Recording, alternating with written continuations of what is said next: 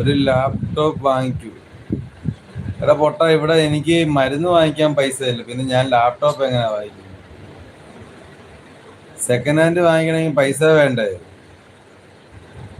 പൈസ ഇല്ലാതെ എനിക്ക് എന്ത് ചെയ്യാൻ പറ്റും? ഇവിടെ മരുന്ന് മേടിക്കാൻ ഞാൻ ബുദ്ധിമുട്ടുന്നു. ഞാനെങ്ങനെ ലാപ്ടോപ്പ് മേടിക്കുന്നത്? മോനെ, EMI ഇട്ടാലും ആദ്യം ഇത്ര രൂപ അടയ്ക്കണ്ടായോ?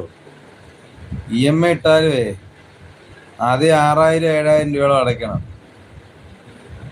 ഞാൻ എങ്ങനെയാണ് ഇതൊക്കെ വാങ്ങിക്കുന്നത്?